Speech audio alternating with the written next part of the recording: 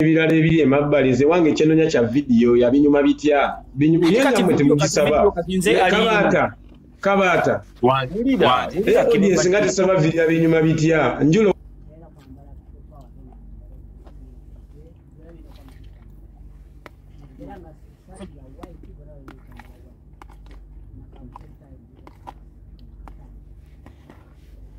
tugenda kuyamanga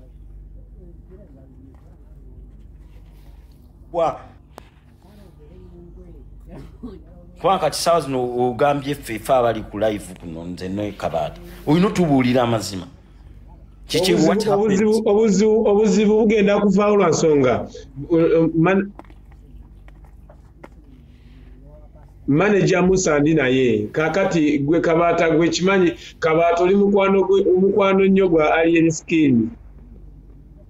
ndikyaliwe era sijja kwegaana ku live kati tuusa obubaka anti kati okay anyway kambireke wagendayo ko kufango niba wakubaka esimu omukulu n'atagikwata omusajja asikugikwata ebisagala byogerawo naye ekituufu kiri nti ndine manager Musa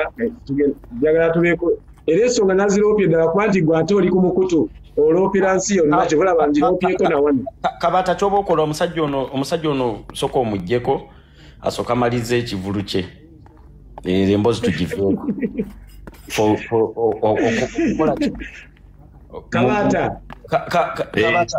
kabata obutayiro nakivulu kye bambi kireva gye soka obuliremu abantu ekya sho yenkya egenda kubeera etya performance tuleme kuukya wano wali badde omuggyako kati kabata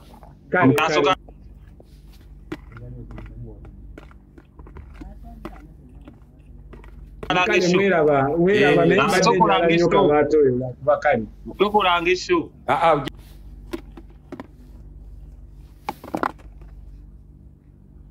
ojja kumuleetera obuzibu kabata omusajja musiibule nkwegayiridde musajja wali musiibule ennaku z'omwezi 3 ndi Dubai olunaku olw'enkya ennaku z'omwezi nga lumu ndi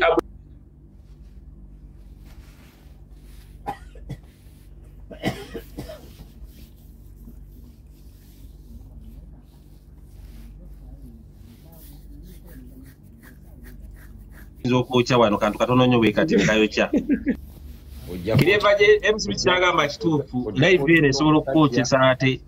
oniza okuva amazina live zange ozimanyi omusajja tannayimba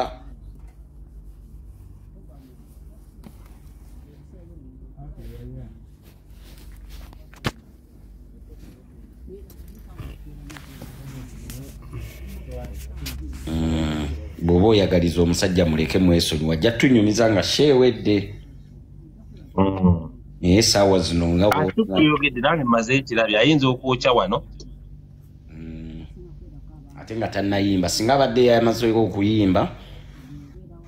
gyali badde